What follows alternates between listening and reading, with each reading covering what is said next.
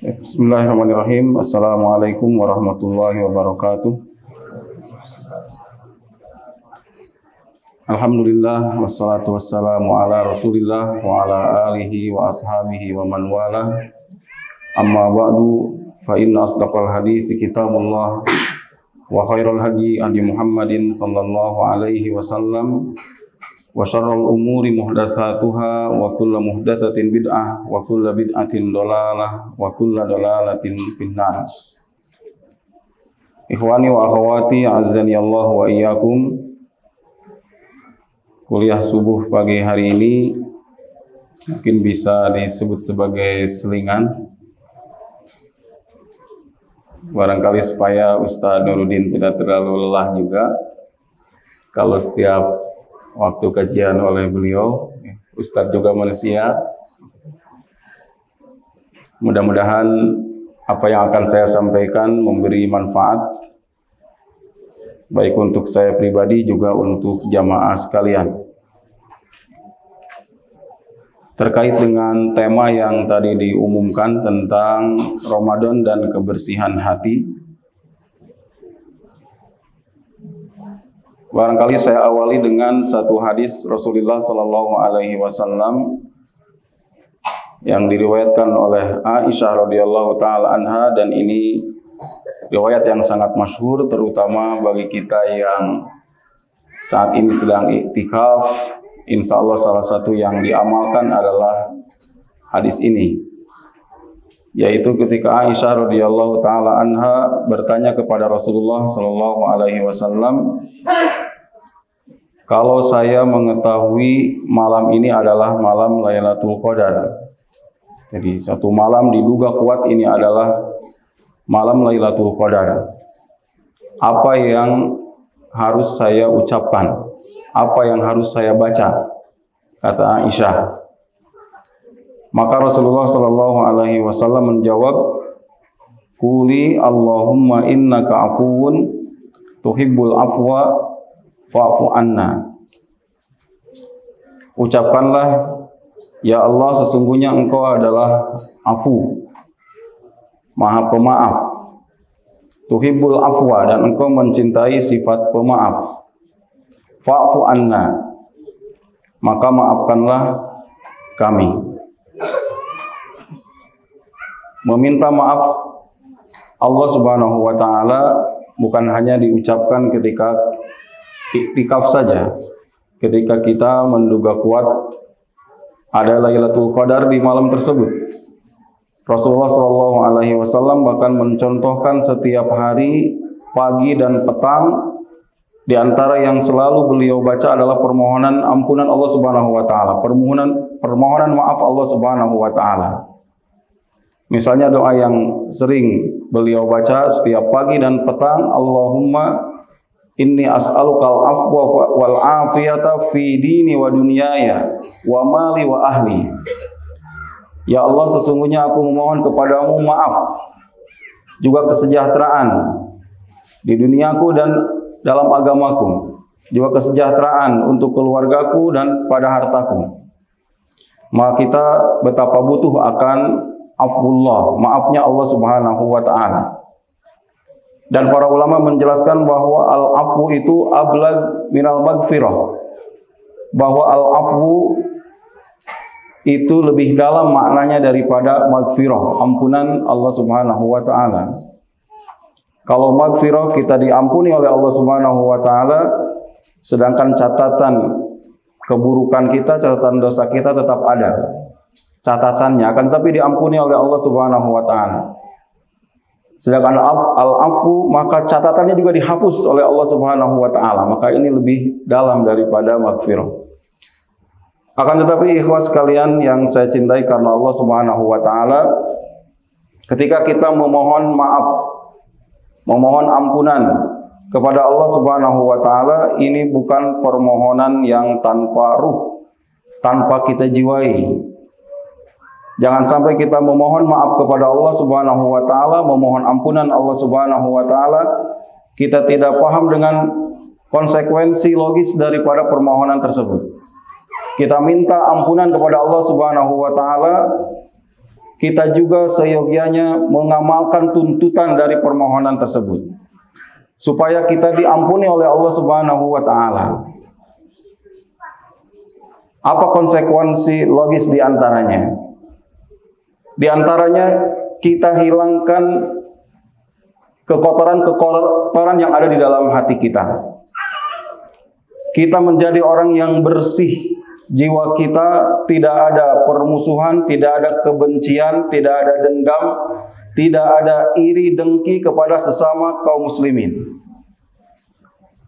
Ini konsekuensi dari permohonan kita memohon ampunan Allah Subhanahu wa Ta'ala.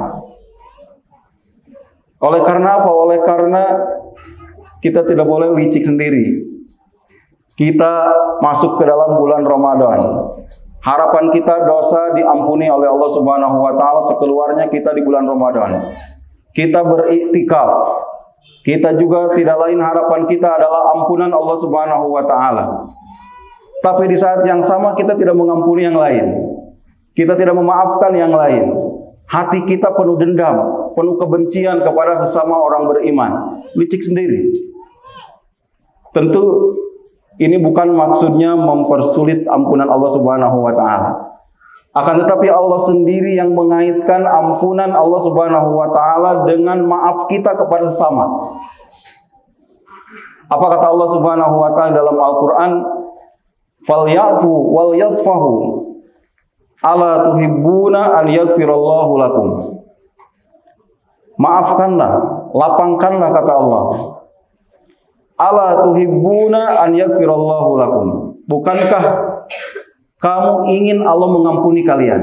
Maafkanlah. Maklumilah kesalahan orang lain. Bersihkan hati kamu dari kebencian kepada orang lain. Bukankah kamu ingin Allah mengampuni kalian? Ini ayat ini terkait dengan peristiwa Abu Bakar As-Siddiq radhiyallahu taala anhu. Ketika beliau sangat marah kepada Mistah bin Usasah. Karena Mistah bin Usasah turut percaya dan turut menyebarkan tentang berita bohong bahwa Aisyah berselingkuh dengan seorang sahabat namanya Sofwan bin Mu'attal yang disebarkan oleh orang-orang munafik. Maka Mistah bin Usasah, padahal Mistah bin Usasah itu masih kerabat dekat dari Abu Bakar As-Siddiq. Abu Bakar ayah dari Aisyah, mertua Rasulullah sallallahu alaihi wasallam. Mistah bin Usasah ikut percaya dan ikut menyebarkan. Padahal Mistah selama ini diurus oleh Abu Bakar As-Siddiq. Dia keperluan-keperluannya, makannya, pakaiannya, dari kecil diurus oleh Abu Bakar. Marah sekali Abu Bakar kepada Mistah ini. Terutama ketika kemudian turun surat An-Nur yang menyatakan bahwa Aisyah tidak seperti yang mereka tuduhkan, bahwa Aisyah itu bersih. Maka semua sahabat langsung diam, tidak ada lagi desas-desus tentang keburukan Aisyah, karena mereka sami'na wa ata'na. Apabila sudah turun ayat Al-Quran, tidak ada yang bisa dipercaya lagi kecuali Al-Quran. Maka semuanya yakin dengan kebersihan Aisyah. Ketika itu Abu Bakar As-Siddiq bersumpah, demi Allah saya tidak akan menyantuni lagi Mistah. Dia ikut menyebarkan kebohongan tentang anak saya, tentang Aisyah. Sekarang sudah terbukti bohong. Saya tidak akan menyantuni lagi Mistah bin Usasah. Saat itulah turun ayat yang tadi. Falyafu wal yasfahu. Ala tuhibbuna an yaghfirallahu lakum. Maafkanlah, lapangkanlah. Bukankah kamu ingin mendapatkan ampunan Allah? Maka mendengar ayat itu Abu Bakar As-Siddiq langsung berdiri, kemudian pergi ke rumah Mistah bin Usasah, diketuk pintunya, lalu Mistah keluar. Dia tahu ayat Al-Quran. Abu Bakar, Al-Quran itu mempertanyakan, bukankah kamu ingin Allah mengampuni kalian? Maka dia peluk Mistah. Bala uhibbu an yaghfirallahu li. Tentu saja aku ingin Allah mengampuniku. Aku maafkan kamu. Karena ingin dimaafkan oleh Allah Subhanahu wa Ta'ala, maka dia segera memaafkan. Padahal sedang di puncak-puncak kejengkelannya kepada Mistah bin Usasah. Dan ini bukan contoh satu dua yang terjadi di zaman para sahabat. Nabi SAW juga mencontohkan hal tersebut. Jauh sebelumnya juga Nabi Yusuf kalau lihat di dalam Al-Quran, bagaimana jengkelnya Nabi Yusuf kepada saudara-saudaranya. Nabi Yusuf alaihi salam, dia dilemparkan ke dalam sumur oleh saudara-saudaranya, kemudian diperjualbelikan sampai berpisah dengan bapaknya itu. Sebagian riwayat menyebut sampai 40 tahun itu lamanya. Di akhir cerita kemudian bertemu kembali dengan saudara-saudaranya. Mereka belum tahu bahwa ini adalah Yusuf. Hingga kemudian Yusuf alaihissalam membuat satu skenario supaya saudaranya yang satu, Bunyamin, yang tidak ikut terlibat di dalam kedengkian, di dalam keburukan kepada Yusuf alaihissalam, supaya tinggal bersamanya. Lalu Nabi Yusuf membuat makar skenario. Si Bunyamin ini dianggap mencuri salah satu barang yang ada di istana. Padahal maksudnya supaya Bunyamin ada bersama Nabi Yusuf alaihissalam, kemudian dikenalkan oleh Nabi Yusuf bahwa dia adalah Nabi Yusuf alaihissalam. Ini kisah yang insya Allah sangat masyhur dan sudah sama-sama kita ketahui. Kan tapi saudara Nabi Yusuf alaihissalam ketika Bunyamin dituduh mencuri, dianggap mencuri, apa kata saudara-saudaranya Nabi Yusuf? In yasrik faqad saraqa akhun lahu min qabl. Semakin membuat jengkel lagi Nabi Yusuf. Saudara-saudaranya mengatakan, kalau Bunyamin itu mencuri, dulu saudaranya juga sama pernah mencuri. Yaitu Yusuf maksudnya. Mereka belum tahu ini Yusuf. Yusuf berada dalam kekuasaan. Kalau mau menghukum gampang. Dan disebut pemaaf itu ketika dia mampu untuk menghukum, tapi dia tinggalkan hukuman tersebut. Dan itu disebut pemaaf. Kalau orang memaafkan karena takut, itu bukan pemaaf. Dia memaafkan, tidak melawan karena memang badannya lebih besar, dia lebih berkuasa, kemudian saya tinggalkan, tidak balas dendam kepada dia, itu belum tentu dia seorang pemaaf. Ini Yusuf alaihissalam. Apa kata Nabi Yusuf kepada mereka setelah mereka kemudian dikenalkan bahwa ini adalah Nabi Yusuf alaihissalam? La tasriba alaikumul yaum. Tidak ada cercaan lagi untuk kalian. Tidak ada cercaan, dimaafkan oleh Nabi Yusuf alaihissalam. Ini orang-orang yang memang bersih sekali hati mereka. Maka kalau tadi disebutkan tema kita Ramadan dan kebersihan hati. Kenapa? Karena kebersihan hati inilah yang akan menjadikan ibadah-ibadah kita diangkat oleh Allah Subhanahu wa taala ke langit dan membuahkan ampunan. Kita mungkin sudah saum berapa kali seumur hidup kita? Berapa kali Pak kira-kira? Bapak berapa kali saum nih Ramadan? Iya.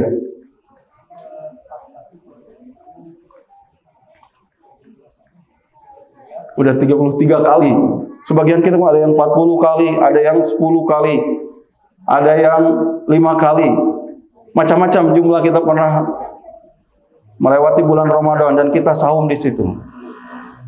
Lalu ada orang yang sangat rugi, saum sudah 10 kali, 20 kali, 30 kali. Tapi ibadah saumnya itu masih saja ada di bumi. Tidak diangkat ke langit oleh para malaikat. Kenapa? Kata Allah Subhanahu wa taala, "Andiru hada hatta yastaliha." Ketika Rasulullah SAW menjelaskan tentang laporan rutin malaikat mengangkat amalan-amalan hamba ke langit, dilaporkan kepada Allah Subhanahu wa taala. Ada yang bersifat harian, yaitu setiap harian. Setiap subuh dan asar. Itu hari kata Rasulullah, waktu bergantiannya para malaikat melaporkan amalan-amalan hambanya setiap hari. Ketika Allah naik ke langit, kemudian Allah tanya, bagaimana engkau tinggalkan hambaku ini? Kaifa tarakta abdi? Bagaimana engkau tinggalkan hambaku? Maka malaikat menjawab, taraktuhu wa huwa yusalli. Aku tinggalkan dia dalam keadaan salat. Aku datang kepada dia juga dalam keadaan salat. Ini alhamdulillah kalau keadaannya seperti itu. Ketika subuh hari datang, dia datangnya sebelumnya ke bumi di asar. Ketika malaikat datang, catatan paling awal adalah kita sedang sholat. Dan catatan paling akhir adalah kita sedang sholat. Ini kabar gembira bagi seseorang. Kalau sebagian orang kan ada, yang mungkin dilaporkan kepada Allah oleh malaikat, aku datang kepada dia sedang tidur. Aku tinggalkan dia di waktu asar sedang main bola. Macam-macam orang yang dilaporkan, masih bekerja dan seterusnya. Dan sebahagia-bahagianya orang kalau ketika dilaporkan di awal, di akhir dalam keadaan beramal saleh. Ada lagi laporan pekanan yang tadi disebutkan oleh Ibu, Senin dan Kamis. Lalu ada laporan tahunan. Kapan itu kata Rasulullah? Bulan Sya'ban. Lalu laporan akhir ketika kita bangkit, yauma yaqumu li rabbil alamin, ketika kita berdiri di hari kiamat menghadap kepada Allah Rabb semesta alam. Dan ketika menghadapi laporan-laporan itu, sungguhnya seharusnya kita menyiapkan segala hal supaya laporan itu laporan yang baik. Kita banyak yang perhatian besar ketika mungkin ada pemeriksaan ke kantor kita dari BPK. Ke sekolah-sekolah ada asesor yang memeriksa administrasi sekolah. Wah, sibuk semua. Dari mulai kepala sekolah sampai stafnya semua sibuk. Supaya laporannya wajar, supaya laporannya baik. Dan ini subuh, asar, Senin, Kamis, bulan Sya'ban adalah hari laporannya para malaikat pada Allah Subhanahu wa taala. Sebagian kita tidak memperhatikan hal itu. Maka sebagian ulama mengatakan yahtamuna bi taqaririd dunya wala yahtamuna bi taqariril akhirah. Orang-orang itu banyak yang kurang perhatian dengan laporan-laporan akhirat.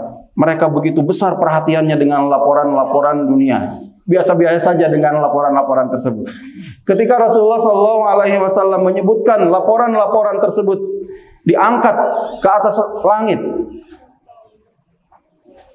seperti tadi setiap Senin Kamis, kemudian Rasulullah SAW mengatakan ada sebagian seorang yang diangkat amalnya itu, kemudian Allah katakan andiru hadza, tunda, jangan diangkat, biarkan di bumi amalan tersebut. Biarkan di bumi amalan tersebut hatta yastoliha, sampai dia berdamai dengan saudara-saudaranya. Dia berada dalam pertengkaran, dia berada dalam saling benci bersama saudaranya, maka amal itu tidak diangkat ke langit, boro-boro membuahkan ampunan. Rugi, ada yang sudah 30 kali kita saum Ramadan, sholat berapa kali, masih saja ada di bumi, tidak diangkat juga ke langit. Sebagian orang ada yang bertengkar dengan saudaranya, sudah setahun lamanya masih saja rasa dendam itu tidak dia buang. Ada yang sudah 2 tahun, sudah 3 tahun, 4 tahun, dia tidak relakan untuk saudaranya.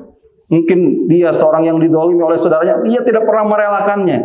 Di saat itu Allah Subhanahu wa taala mengatakan, ketika Rasulullah menyebutkan amalan itu diangkat di bulan Sya'ban, maka Rasulullah juga mengatakan yaghfiru likulli abdin, Allah akan mengampuni semua hambanya, illa li musyrikin au musahin, kecuali orang yang musyrik atau orang yang berada dalam pertengkaran, ada dalam kebencian di hatinya, ada dendam di hatinya. Maka ini pentingnya kebersihan hati kita, membersihkan hati kita dari segala dengki, segala kebencian, segala permusuhan. Di samping itu juga ketika kita bersih hati kita dari kekotoran-kekotoran tersebut, maka sesungguhnya ini akan menjadi sebab rakusnya kita kepada amalan soleh. Kalau rakus makanan nggak baik, rakus kepada amal soleh. Kenapa? Karena hatinya bersih, maka dia pun rakus dengan amalan soleh. Ada orang yang susah beramal, kenapa? Karena hatinya penuh dengan kekotoran-kekotoran. Maka Imam sahabat Nabi SAW Ibnu Mas'ud radhiyallahu anhu ketika ditanya oleh seorang tabi'in, wahai Ibnu Mas'ud, kaifa tastaqbilu Ramadan? Ibnu Mas'ud, bagaimanakah engkau, para sahabat Nabi SAW, menghadapi bulan Ramadan? Bagaimana cara kalian masuk ke bulan Ramadan? Kata tabi'in kepada Ibnu Mas'ud. Maka Ibnu Mas'ud mengatakan, ma ahadun minna yajri'a an yadkhula Ramadana wa fi qalbihi mithqalu dzarratin min hiqlin. Kata Ibnu Mas'ud, tidak ada seorang pun Di antara sahabat-sahabat Rasulullah SAW yang berani masuk ke bulan Ramadan, sedangkan dalam hatinya ada sebesar biji sawit dari kedengkian. Gak ada yang berani. Kenapa kalau ada kekotoran itu di hatinya, bagaimana mungkin dia bisa asyik di dalam beramal saleh? Iman itu tidak betah di dalam hati. Ketika di hatinya ada kedengkian, ada permusuhan dengan sesama orang beriman. Maka kalau kita mendengar riwayat-riwayat tentang salafus saleh, bagaimana mereka dalam satu tarawih itu menamatkan beberapa kali Al-Quran. Dalam satu rakaat, Utsman bin Affan tamat 1 kali khotam dalam 1 rakaat. Dia sholat 11 rakaat. Bagaimana mereka bisa asyik di dalam ibadah seperti itu? Tidak puas dengan 11 rakaat yang biasa-biasa saja. Sebagian menambah lagi setelah 11 rakaat berjamaah di masjid, kemudian pulang ke rumah, dia tambah lagi sholat tersebut. Kenapa? Karena hati yang bersih. Bedanya kita dengan mereka adalah karena hati yang bersih. Sebagaimana kata Utsman bin Affan sendiri, beliau mengatakan, "Idza tahurat qulubukum fama syabi'at an kalami rabbikum." Kata Utsman bin Affan, "Idza tahurat qulubukum," apabila hati kamu bersih, fama syabi'at an kalami rabbikum, maka hati itu tidak akan merasa kenyang dari kalamullah, dari Al-Quran. Dia rakus, tidak puas dengan bacaan yang biasa-biasa saja, tidak puas dengan jumlah rakaat yang pendek-pendek bacaannya. Kita introspeksi diri kita, bagaimana interaksi kita dengan Al-Quran. Senang gak dengan bacaan imam yang panjang? Sebagian kita menjadikan standar imam favorit itu kalau bacaannya pendek. Wah, kalau pendek kita senang, kalau panjang kita tidak senang. Jangan-jangan karena kekotoran hati kita. Karena Utsman bin Affan mengatakan kalau hati bersih tidak akan kenyang, merasa kurang. Dan ini bukan hanya terjadi di zaman salafus saleh saja. Terkadang Allah Subhanahu wa taala menunjukkan bahwa ini bukan sesuatu yang mustahil. Di sekitar kita juga terjadi. Yang seperti itu tidak puas 11 rakaat di masjid kemudian sholat lagi di rumah. Ada, saya Al-Jibrin menceritakan satu kejadian, ada yang sholat 11 rakaat di masjid. Kemudian ketika pulang, dia setiap hari ketika pulang menambah lagi rakaat tersebut tanpa witir. Kalau di masjidnya sudah witir. Dari sepulang taraweh sampai keluarganya bangun untuk sahur. Ada di zaman sekarang juga ada seperti itu. Dia sholat terus, sholat terus. Dia tamatkan dalam satu malam tersebut 30 juz. Ketika pulang ke rumah, kemudian saudara-saudaranya tidur, dia malah berdiri sholat. Lalu ketika saudara-saudaranya bangun, mendengar saudaranya ini yang sholat ini sedang membaca juz amma. Sedang wallahu ahad, birabbin nas. Setiap hari demikian, sehingga saudaranya mengatakan, ini saudara saya ini bacanya itu aja terus. Kulhu lagi. Dia tidak tahu, dia sudah baca dari Alif Lam Mim surah Al-Baqarah dari tadi. Mereka sedang pada tidur. Dan ini bukan sesuatu yang mustahil. Ketika kita memiliki kebersihan hati, kita memiliki tekad yang kuat, mujahadah. Ini kebersihan hati yang tadi kita maksud dengan tema Ramadan dan kebersihan hati. Jangan sampai Ramadan kita sudah capek-capek berusaha, saumnya, baca Al-Qur'annya, qiyamul lailnya. Ternyata hati kita busuk dan menjadikan kita tidak diangkat amalan-amalan kita ke langit. Kenapa tidak diangkat? Kenapa tidak diampuni? Karena hatinya yang kotor, karena hatinya yang tidak mencapai tujuan dari saum itu sendiri. Apa kata Allah Subhanahu wa taala tujuan dari saum? La'allakum tattaqun, agar kalian bertakwa. Sedangkan takwa itu kata Rasulullah SAW 3 kali beliau menunjuk ke dadanya. At-taqwa hahuna, at-taqwa hahuna, at-taqwa hahuna kata Rasulullah. Takwa itu di sini, takwa itu di sini, takwa itu di sini. Bukan semata-mata dia beramal, bukan semata-mata dia lelah bacaannya, lelah kakinya untuk sholat, akan tetapi bagaimana hatinya Allah Subhanahu wa taala yang juga selalu diperhatikan oleh Allah Subhanahu wa taala. Kemudian banyak sekali hadis-hadis Rasulullah sallallahu alaihi wasallam yang mendorong kita untuk memiliki kebersihan hati ini. Dan ketika seorang memiliki hati yang bersih, pemaaf kepada yang lain, memaklumi yang lain, maka Rasulullah menyebutnya sebagai ahli surga. Pernah suatu ketika Rasulullah Shallallahu Alaihi Wasallam berkumpul dengan para sahabat di Masjid Nabawi. Kemudian Rasulullah Shallallahu Alaihi Wasallam mengatakan, "Yatlu alaikum rajulun min ahlil jannah." Sebentar lagi akan datang seseorang ahli surga. Seorang akan datang ahli surga. Lalu para sahabat melihat ke arah belakang, tiba-tiba ada seorang lelaki dari Ansor. Dia terlihat jenggotnya bertetesan karena bekas air wudhu, dan dia menenteng sendalnya. Maka para sahabat melihat, apakah ini yang dimaksud ahli surga itu yang disebut Rasulullah tadi? Kemudian dilupakan oleh para sahabat. Besoknya Rasulullah juga mengatakan lagi, sebentar lagi akan datang seorang laki-laki dari ahli surga. Tiba-tiba datang seorang laki-laki yang sama dengan yang kemarin. Dia bekas air wudhu, kemudian menenteng sendal. Di hari ketiga Rasulullah mengatakan hal yang sama. Sebentar lagi akan datang ahli surga. Datang lagi orang yang sama lagi. Maka semakin yakin para sahabat, benar ini orang yang dimaksud. Lalu ada seorang sahabat namanya Abdullah bin Amr bin As, penasaran. Aduh, apa kelebihan orang ini sehingga dijamin Rasulullah menyampaikan ahli surga tentu atas dasar wahyu. Maka Abdullah bin Amr bin As menguntit orang ini, ikut orang ini sampai ke rumahnya. Ketika sampai di rumahnya, maka Abdullah bin Amr bin As mengatakan kepada orang ini, "Wahai fulan, ya akhi, saya ada permasalahan, ada perselisihan dengan ayah saya. Saya memohon engkau berkenan kalau saya nginap di rumah kamu 3 hari atau berapa hari di rumah kamu." Maka orang ini mengatakan, silakan, udah nginep saja di rumah saya. Maksud Abdullah bin Amr bin As ingin mengetahui amalan apa sebetulnya orang ini sehingga dia dikatakan oleh Rasulullah masuk surga. Maka Abdullah bin Amr bin As nginep di rumah tersebut, diperhatikan terus lelaki ini. Di malam hari tidur. Iya, di malam hari tidur. Memang terlihat, kata Abdullah bin Amr bin As, kadang lagi tidur itu dia terdengar berzikir, bertakbir, terdengar ada Allahu Akbar. Tapi kemudian tidur sampai fajar, enggak salat tahajud.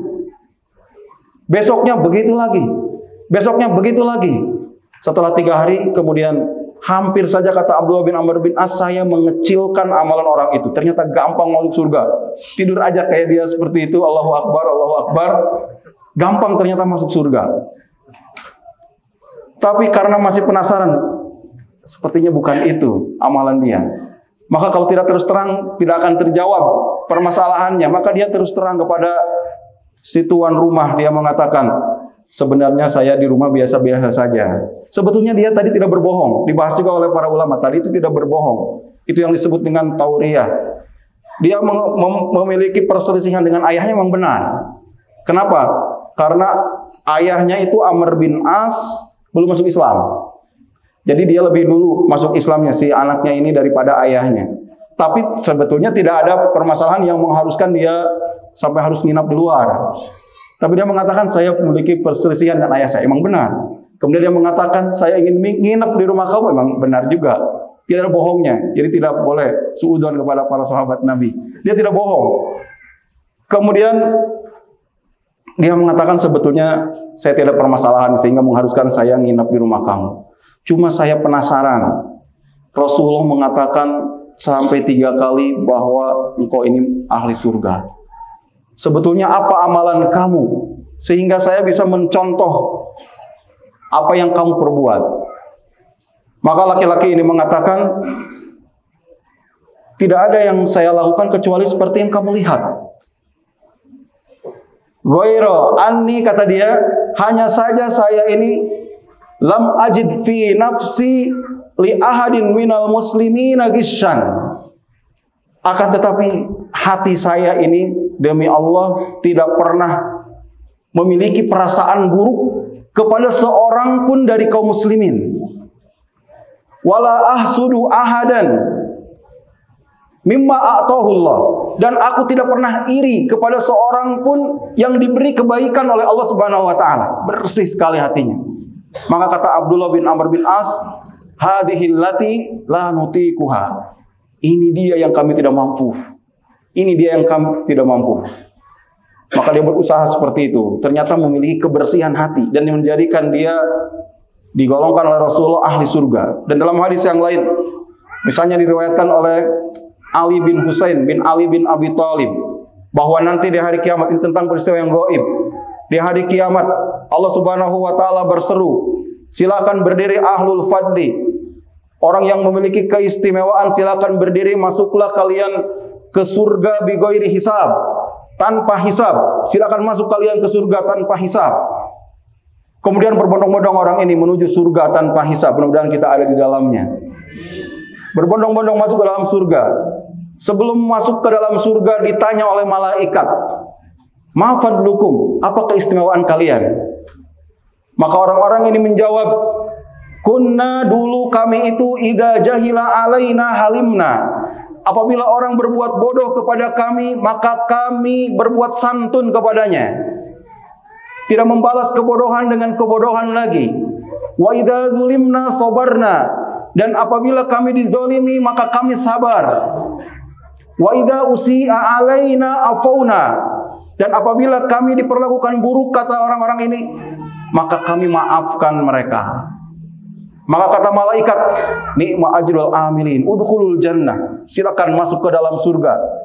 Sesungguhnya surga itu sebaik-baik tempat kembali bagi orang-orang yang beramal seperti itu. Memang wajar, silakan masuk ke dalam surga. Dan ikhwas sekalian, ketika kita mudah memaafkan orang lain, tadi sudah disebutkan Allah juga mudah memaafkan kita. Dan ketika kita merelakan kezaliman-kezaliman yang dilakukan oleh orang lain, kita maafkan di dunia ini. Tidak dikukut, tidak dipelihara kedengkian-kedengkian itu di dalam hati kita. Itu kata Rasulullah SAW dalam hadis yang lain, itu bernilai sedekah. Kalau kemarin ada yang bertanya sore-sore, bagaimana sedekah orang yang tidak punya apa-apa? Ada ya kemarin ya? Tidak punya apa-apa tapi ingin banyak bersedekah, bagaimana caranya? Ini salah satu hadis ini bisa jadi pilihan. Mungkin ini juga sebagai penutup ya, terlalu lama ya. Bahwa di zaman Rasulullah SAW pernah terjadi tahun ke-9 Hijriah, Rasulullah berangkat perang Tabuk. Kemudian Rasulullah SAW mengumumkan kepada para sahabat, man jahaza jaisal usrah dakhalal jannah. Barang siapa yang menyiapkan pasukan kesulitan ini, maka dia akan masuk surga. Kenapa? Karena perang Tabuk itu pasukan disebut jaisul usrah, pasukan kesulitan, karena perbekalannya mereka sangat sedikit. Kemudian di musim panas kendaraan juga sedikit, sehingga yang boleh ikut perang itu hanya orang-orang yang punya kendaraan dan punya perbekalan. Banyak kaum mukminin yang datang sampai menangis karena tidak bisa ikut. Kemudian Rasulullah SAW mengumumkan, barang siapa yang membantu pasukan ini, dia masuk surga. Mendapat tawaran surga, tentu para sahabat adalah orang yang paling semangat. Maka Abu Bakar As-Siddiq radhiyallahu anhu menginfakkan seluruh hartanya. Umar bin Khattab menginfakkan setengah hartanya. Utsman bin Affan menginfakkan 1000 dinar. Berapa miliar 1000 dinar itu? 1000 dinar emas. Juga 300 ekor unta. Itu Utsman bin Affan. Abdurrahman bin Auf 200 uqiyah perak menyedekahkan. Berbondong-bondong kaum muslimin, dari yang terbesar sampai yang sedang-sedang sampai yang terkecil, mereka menginfakkan. Kenapa? Karena tertarik dengan surga. Ada yang hanya punya 90 wasak kurma, diinfakkan di kurma sebagai perbekalan. Ada yang hanya memiliki 1 karung kurma, kasih lagi, diinfakkan. Ada yang punya 1 genggam kurma segini, diinfakkan. Saya juga nggak mau ketinggalan. Yang lain masuk surga dengan 100 uqiyah, 200 uqiyah. Mudah-mudahan saya juga bisa masuk surga dengan segenggam ini. Datang lagi. Semua berinfak kecuali orang munafik. Orang munafik mereka kebiasaannya seperti itu. Ada yang infak besar, mereka mengatakan, ini pencitraan. Ini infak besar, sombong, itu ria. Ada yang infak sedikit, mereka juga komen juga. Mereka mengatakan apa? Itu Allah nggak butuh seperti itu. Dia sendiri nggak ngeluarin apa-apa. Tidak hanya omdo itu ya. Omong doang. Ciri orang munafik itu banyak ngomong, tapi amalnya nggak ada. Tapi di tengah hiruk pikuk seperti itu, orang berinfak berbondong-bondong. Ada seorang sahabat Rasulullah SAW yang memperhatikan hiruk pikuknya para sahabat tersebut dengan mata berkaca-kaca. Apa kata dia? Aduh, semua orang masuk surga kecuali saya. Saya tidak punya apa-apa. Saya tidak punya boro-boro satu butir kurma juga tidak punya. Aduh, ada orang yang masuk surga dengan emasnya, ada orang yang masuk surga dengan kudanya, ada orang yang masuk surga dengan sekarung kurma, ada orang yang masuk surga dengan segenggam kurma, ada yang masuk surga dengan sebutir kurma. Saya masuk surga dengan apa?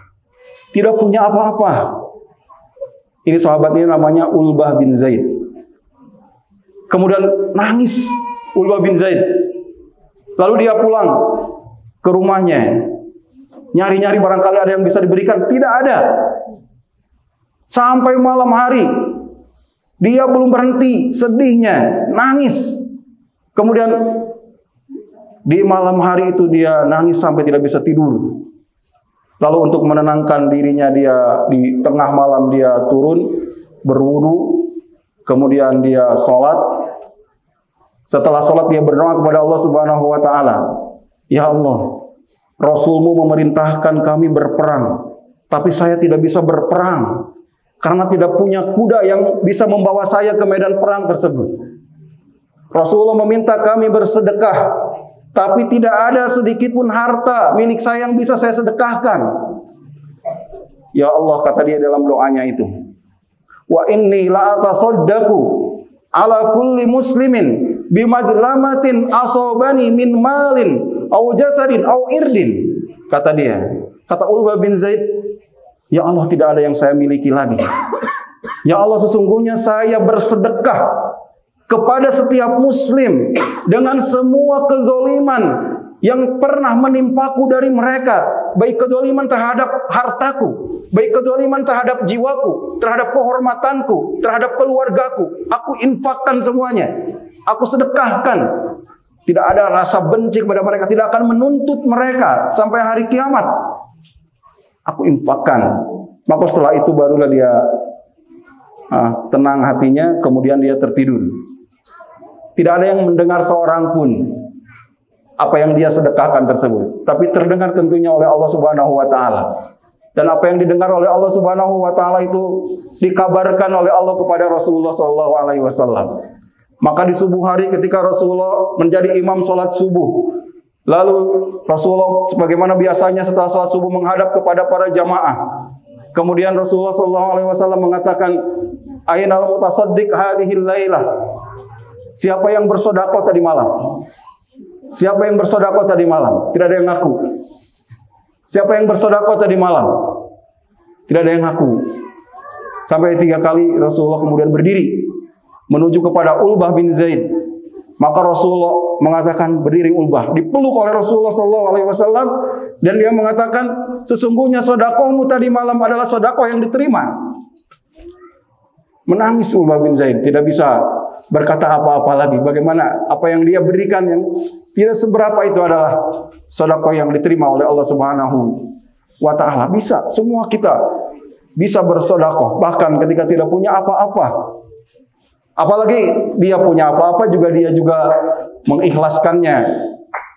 Kedoliman-kedoliman yang pernah dia terima juga dia maafkan kepada yang lain. Ini kebersihan hati yang tadi dimaksud dengan tema Ramadan. Dan kebersihan hati itu adalah mudah-mudahan dengan cara kita membersihkan hati-hati kita ini. Kemudian tidak sia-sia amalan kita sudah berjuang.